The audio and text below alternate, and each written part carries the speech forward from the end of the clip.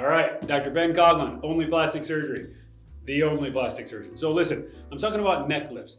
With me, it honestly is a lower face and neck lift together. I rarely, extremely rarely, only do a neck lift. The reason is, look, you do this little mini lift and you only tighten the neck, then you get this weird dimpling at the ear. You can also get a pixie ear deformity if you do that because it can over pull down there. So you really still got to make the incision up there. You know, this isn't something you want to half-ass. You want to do it right, and you need the incision for that. So the goal is really to reestablish that cervical mental angle to give that skin a little bit of its tightness.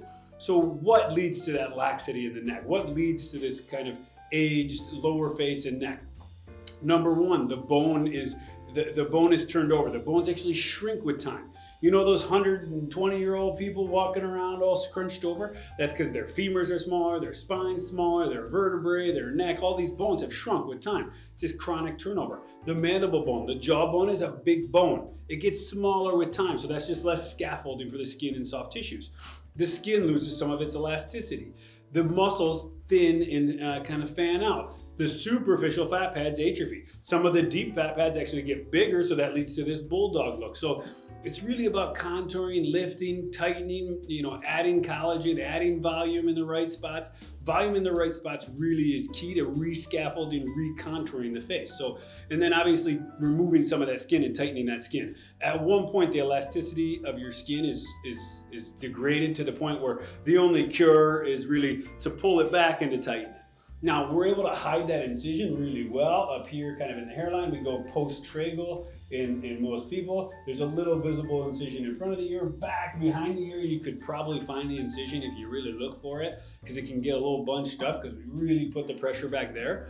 But it's a really good procedure. I mean, I love it. The downtime is what most people have to deal with, and then it's obviously expensive. So the cost and the downtime are kind of the parts that are hard stops for many people, which is why we have a lot of options to get away without the neck lift. But some people, if you really want those results, you got to go around with the neck lift, kind of lower face neck lift, to contour, tighten, and rebuild. Contour, tighten, and rebuild. It can really be key to getting some of those definitions, some of those demarcations we like. We like to see the SCM, we like to see the mandible angle, the ramus, the body, the cervical mental angle needs to zip in.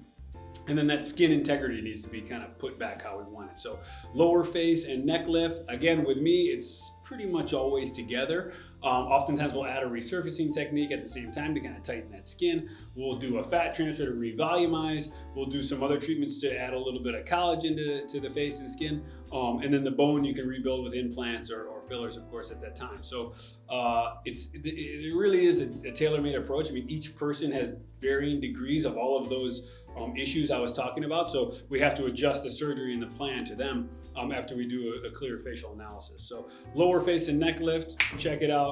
Dr. C, Only Plastic Surgery.